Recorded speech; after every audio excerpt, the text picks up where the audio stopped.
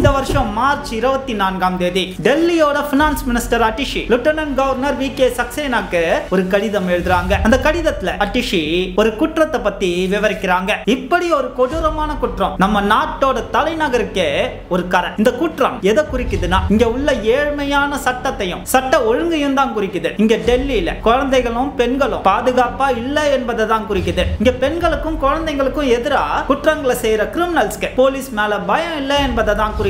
நாங்க உங்களை பெருசாலாம் எதுவும் பண்ண சொல்லுங்க. கான்ஸ்டிடியூஷனோட ஆர்டிகல் 239AA போலீஸ்க்கு ஒரு ரெஸ்பான்சிபிலிட்டியை கொடுக்குது. சட்ட ஒழுங்கை நிலைநாட்ட வேண்டிய ரெஸ்பான்சிபிலிட்டியை கொடுக்குது. அந்த பொறுப்பை தான் எடுத்துக்கோங்கன்னு சொல்றோம். கான்ஸ்டிடியூஷனோட அடிப்படை சட்டங்களை நிறைவேற்றுங்கன்னு தான் வேண்டுறோம். பெண்களுக்கான ஒரு பாதுகாப்பான நகரத்தை கொடுங்கன்னு தான் கேட்கிறோம். இதை நான் மினிஸ்டரா கேட்கலங்க, டெல்லியில வசிச்சிட்டு இருக்க ஒரு பெண்ணா கேட்கிறேன்.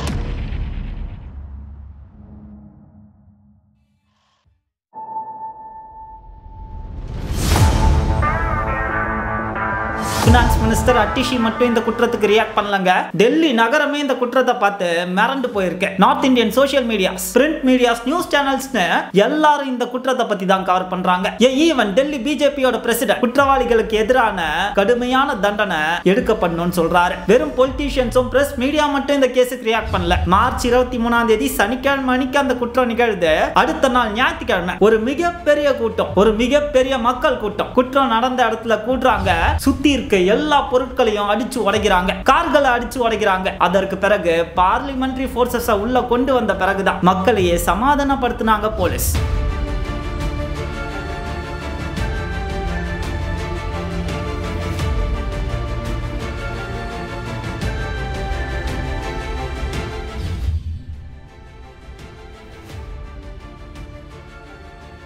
சின்ஸ் இந்த கேஸ்ல ஒரு மைனர் இன்வால்வ் ஆனதுனால அந்த மைனரோட பேரை அங்க எங்கேயும் மென்ஷன் பண்ணல. பாண்டவ் நகர் இது எங்க இருக்குன்னா ஈஸ்ட் டெல்லியில இருக்கு. இந்த ஏரியால இருக்க ஒரு வீட்ல தான் 4 வயது பெண் குழந்தை ஒருத்தங்க டியூஷனுக்கு போறாங்க. நான் சொல்றது 10 வயசு 12 வயசு குழந்தை இல்லங்க, 4 வயசு குழந்தை. சனிக்கிழமை அன்னைக்கு இந்த டியூஷன் எடுக்கிற வீட்டுக்கு போன குழந்தை அந்த டியூஷன் டீச்சரோட சகோதரரால கற்பழிக்கப்படுது. கற்பழிச்சவனுக்கு 34 வயசு. டீச்சர் இல்லாத சமயத்துல அந்த 4 வயது குழந்தைய கற்பழிச்சிருக்கான். பிளஸ் அந்த குழந்தைய மிரட்டி வேற இருக்கான். வெல்ல சொன்னா கொன்றுவேன்ற அளவுக்கு. ஆனா அதற்கு பிறகு அந்த குழந்தைய பெற்றவங்க பாக்குறாங்க இந்த குழந்தையோட பெண் உறுப்பு இன்ஃப்ளேட் ஆயிருக்கு. அதற்கு பிறகுதான் போலீஸ் ஸ்டேஷன்ல கம்ப்ளைண்ட் கொடுக்கப்படுது. இந்த தகவல் வெளியே தெரிஞ்சு மக்கள் கொந்தளிக்க ஆரம்பிக்கிறாங்க. அந்த டியூஷன் டீச்சரோட வீட்டை சுத்தி சூடுறாங்க, கிடைக்கிற எல்லா பொருளையும் போட்டு உடைக்கிறாங்க. இப்போ போலீஸ் என்ன தகவல் கொடுத்திருக்குன்னா அந்த குழந்தை சேஃபா தான் இருக்கு. அந்த குழந்தைக்கு எய்ம்ஸ்ல ட்ரீட்மெண்ட் கொடுத்துட்டு இருக்காங்க, பிளஸ் கவுன்சிலிங்கும் கொடுத்துட்டு இருக்காங்க. யோசிச்சு பாருங்களேன், ஒரு 4 வயது குழந்தைக்கு கவுன்சிலிங் போயிட்டு இருக்கு. அந்த 4 வயது குழந்தைக்கு என்ன புரியும், என்ன தெரியும்? அந்த குழந்தை எவ்வளவு பெரிய மன உளைச்சலுக்கு ஆளாகி இருக்கும். இங்க வந்து சோஷியல் மீடியால இருக்க போஸ்ட்லயும் வீடியோஸ்லயும் போயிட்டு துப்பட்டா போடுங்க தோழின்னு சொல்லிட்டு இருக்கோம். இப்போ என்ன 4 வயசு குழந்தைய துப்பட்டா போடுங்க பாப்பா நான் சொல்ல முடியும்? இன்னொரு தகவல் உங்களுக்கு தெரியுமா? கடந்த சில ஆண்டுகளா இந்தியால பாலியல் வன்புணர்வு அதிகரிச்சுட்டே வருது. அதற்கு பல காரணங்கள் இருக்கு. அதுக்கான டேட்டா ஸ்டாட்டிஸ்டிக்ஸ்லாம் பார்ப்போம். அதுல ஒன் ஆஃப் த ரீசன் என்ன தெரியுமா? வெஸ்டர்ன் வேர்ஸ் அணியிற பெண்களுக்கு மாரல் வேல்யூ கிடையாது, தே ஆர் இம்மாரல்னு ஒரு கூட்டம் இந்தியால நினைச்சிட்டு இருக்கு. அப்படி அவங்க வெஸ்டர்ன் வேர் அணிஞ்சா அந்த பெண்ணே தன்னை கூப்பிடுறா, she can be molested அப்படின்ற கருத்து இங்க இருக்க சில ஆண்கள் மண்டையில ஆழமா பதிஞ்சிருக்கு. சோ ஒன்னு நல்லா புரிஞ்சுக்கோங்க, நம்ம காலங்காலமா பெண்களுக்கு மட்டுமே பாடம் எடுத்துட்டு இருக்கோம். லேட் நைட்ல வெளியே போகாதீங்க. நிர்பயா கேஸ்ல பாத்தீங்கன்னா ஏன் லேட் நைட் அவங்க பஸ்ஸை யூஸ் பண்ணாங்க, ஏன் மாடர்ன் வேர்ஸ் அணியறீங்க அப்படின்னு ஒழுக்கம் சார்ந்த பல குற்றச்சாட்டுகளை நம்ம தொடர்ந்து பெண்கள் மேலேயே வைக்கிறோமே தவிர ஆண்களோட ஒழுக்கத்தை பத்தி நம்ம கேள்வியே கேட்கறது கிடையாது. எவ்வளவு வல்கரா வேணா அவன் சோஷியல் மீடியால கமெண்ட் பண்ணலாம், யார வேணா ஸ்டாக் பண்ணலாம், மொலஸ்ட் பண்ணலாம். ஆனா அவன் ஒழுங்கான ஆளு. அதே ஒரு பொண்ணு ஒரு பேண்ட் சட்டை போட்டா போதும், இல்ல லேட் நைட் வெளியே போயிட்டா போதும், அந்த பொண்ணு ஒழுக்க கேடானவன். சரி அதெல்லாம் விடுங்க, let's come to data, official data. Hindustan டைம்ஸ்ல ஒரு ஆர்டிகல் இருக்கு. இந்த ஆர்டிகல் எதை பத்தி பேசுதுன்னா 2001லயும் 2015லயும் சில டேட்டாஸ் எல்லாம் கலெக்ட் பண்றாங்க. இந்தியால இருக்க வெவ்வேறு ஸ்டேட்ஸ்ல உடைய டேட்டாஸ் எல்லாத்தையும் கலெக்ட் பண்றாங்க. இதுல பாலியல் வன்புணர்வு சார்ந்த டேட்டாவை மட்டும் கலெக்ட் பண்ணல. இதை தாண்டி அந்த ஸ்டேட்ல இருக்க மக்களோட எக்கனாமிக் ஸ்டேட்டஸ் என்ன, டெமோகிராஃபி என்ன, மீடியாவோட இன்ஃப்ளூயன்ஸ் என்ன, போலீஸோட இன்ஃப்ளூயன்ஸ் என்னன்னு இந்த மாதிரி எல்லா டேட்டாஸையும் கலெக்ட் பண்றாங்க. இதெல்லாம் கலெக்ட் பண்ணி அந்த ஸ்டேட்ஸ்ல பாலியல் வன்புணர்வான பெண்களோட டேட்டாவோட கம்பேர் பண்ணி பார்க்கறாங்க. அப்ப உங்களுக்கு என்ன தெரிய வந்திருக்குன்னா 2001ல இருந்து சில ஸ்டேட்ஸ்ல ரேப் விக்டிம்ஸோட எண்ணிக்கை, பாலியல் வன்புணர்வான பெண்களோட எண்ணிக்கை பல மடங்கு உயர்ந்திருக்கு. ஃபார் எக்ஸாம்பிள் மகாராஷ்டிரால 1.5 மடங்கு உயர்ந்திருக்கு. இதே கர்நாடகால டபுள் மடங்கு உயர்ந்திருக்கு. அதே டெல்லியில 6 மடங்கு உயர்ந்திருக்கு. வெறும் 14 வருஷத்துல 2001 இருந்து 2015க்குள்ள 6 மடங்கு ரேப் விக்டிம்ஸ் அதிகமா இருக்காங்க. இந்த டேட்டாவை அனலைஸ் பண்ணும்போது அந்த டீமுக்கு சில விஷயங்கள்லாம் தெரிய வருது. எந்தெந்த ஸ்டேட்ஸ்லாம் ஆல்கஹால் அதிகமா இருக்கோ, அதாவது ஆல்கஹாலோட கன்சம்ஷன் அதிகமாயிட்டே வருதோ அந்த ஸ்டேட்ஸ்லாம் பாலியல் வன்புணர்வும் கூடவே சேர்ந்து அதிகமாயிட்டே வருது. அதுக்கு ஒரு பெஸ்ட் எக்ஸாம்பிள் லேட்டஸ்டா நாமே பார்த்தோம், பாண்டிச்சேரி சிறுமி வழக்கு. பாண்டிச்சேரி மட்டும் இல்லங்க,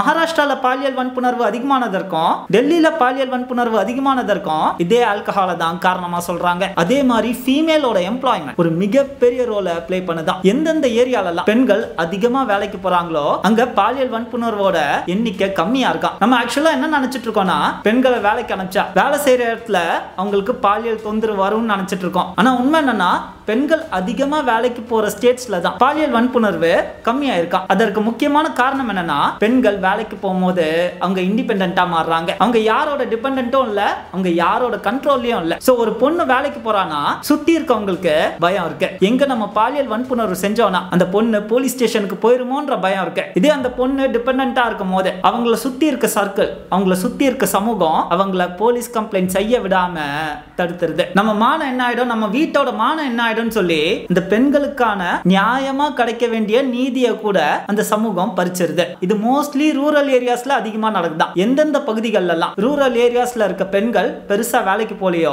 அங்க பாலியல் வன்புணர்வு அதிகமா நடக்குதான். ஏன்னா அந்த ஊர்கள்ல ஆண்களோட பேட்ரியார்ச்சிக்கல் திங்கிங் தான் அதிகமா இருக்கு. பெண்களை ஒரு கைப்பாவை மாதிரி தான் அந்த ஊர் ஆண்கள் பாக்குறாங்க. சோ அந்த பெண்களை அவங்க பாலியல் வன்புணர்வு செஞ்சாலும் அவங்களுக்கு தண்டனை கிடைக்கும்ன்ற பயம் வரதில்லை. அதுவும் ரூரல் ஏரியாஸ்ல ஆல்கஹால் அடிக்ஷன் அதிகமா இருக்க ஊர்கள்ல இது இன்னும் அதிகமா நடக்குதான். இந்த டேட்டா மட்டும் இல்ல, இன்னொரு டேட்டா அவங்க என்ன சொல்றாங்கன்னா, எந்தெந்த ஊர்கள்லாம் எந்தெந்த ஸ்டேட்ஸ்லாம் பாலியல் வன்புணர்வுக்கான கம்ப்ளைண்ட்ஸ் அதிகமா வருதோ அந்த ஊர்ல பாலியல் குற்றங்கள் கம்மியா நடக்குதான். ஏன்னா அந்த ஊர்ல இருக்க பொண்ணு தான் நேரா மூஞ்சில அடிச்ச மாதிரி குற்றம் செஞ்சவனை காட்டி கொடுத்துறதுல, அதனால அந்த ஊர்கள்ல பாலியல் குற்றங்கள் கம்மியா நடக்குதான். இதே பாலியல் குற்றங்களுக்கான கம்ப்ளைண்ட்ஸ் கம்மியா இருக்க ஊர்கள்ல நிஜமான பாலியல் குற்றங்கள் அதிகமா நடக்குதான். அப்படியே ஆப்போசிட், அப்படியே வைஸ் வெர்சா. அண்ட் மீடியாவும் இதுல பெரிய ரோல் பிளே பண்றதா இந்த டேட்டா சொல்லுதான். ஏன்னா மீடியா கான்சென்ட்ரேட் பண்றது ஃபுல்லாவே முக்கியமான நகரங்கள்ல நடக்கிற பாலியல் குற்றங்களை மட்டும்தான். அதனாலேயே ஆல்கஹால் அடிக்ஷன் அதிகமா இருக்க ரூரல் ஏரியாஸ்ல பாலியல் குற்றங்கள் அதிகமா நடக்குதான். இது எல்லாத்துக்கும் விதிவிலக்கான ஊர் எதுன்னு கேட்டீங்கன்னா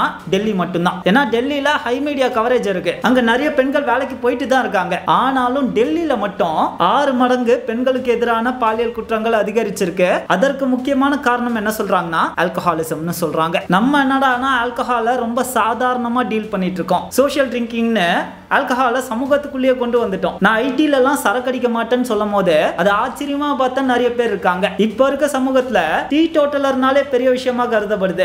நான் ஆல்கஹாலை ஒழிச்சிட்டா ரேப்ஸ் ஒழிஞ்சிரும்னு சொல்ல, ஆனா கண்டிப்பா இந்த டேட்டா என்ன சொல்லுதுன்னா பாலியல் குற்றங்கள் குறையும் சொல்லுது. அதனால தயவு செஞ்சு சமூகத்துல ஆல்கஹாலை ஜெனரலைஸ் பண்ணாதீங்க. அது ரொம்ப சாதாரண விஷயமா மாத்தாதீங்க. ஏன்னா ஆல்கஹால் அந்த தனிப்பட்ட மனுஷனை மட்டும் சீரழிக்கல, அந்த சமூகத்தையே சீரழிச்சிட்டு தான் இருக்கு. அண்ட் அதே போல பசங்களுக்கும் நல்லது கெட்டது சொல்லி கொடுங்க. ஆண் குழந்தை வளர்க்கும் போது பெண்ணும் உனக்கு இணையானவள் தான், உனக்கு இருக்க மாதிரியான உணர்ச்சிகள் தான் பொண்ணுக்கும் இருக்கும். நீ ஆசைப்பட்டா மட்டும் பத்தாது, உன் கூட பழகணும்னா பேசணும்னா அந்த பொண்ணும் ஆசைப்படணும். அந்த பொண்ணுக்கு கன்சென்ட்னு ஒண்ணு இருக்கு. சும்மா பின்னாடி போய் ஸ்டாக் பண்ணிட்டு இருக்க முடியாது. இங்க பெண்களை தெய்வமா பார்க்க சொல்லல, சக மனுஷியா பாருங்க. அப்படி பார்க்க கத்து கொடுங்க. ஏன்னா அப்படி கத்து கொடுத்திருந்தா இன்னைக்கு 34 வயதான ஒரு அங்கிள் 4 வயசு குழந்தை மேல கை வைக்க மாட்டான்ல. அவெல்லாம் மனுஷனா மிருகமானே தெரியல. ஏண்டா பொண்ணுங்களை டியூஷன் சென்டருக்கு அனுப்பும் போதும் கூடவா பயந்து பயந்து அனுப்பணும்? தெரியல. இது என்னோட கருத்து, என்னோட குமுறல்கள் மட்டும்தான். உங்களோட கருத்துக்களை கீழே கமெண்ட் செக்ஷன்ல தெரிவிங்க. நான் கூடிய சீக்கிரமே உங்களை வேற ஒரு வீடியோல வந்து சந்திக்கிறேன். நன்றி, வணக்கம்.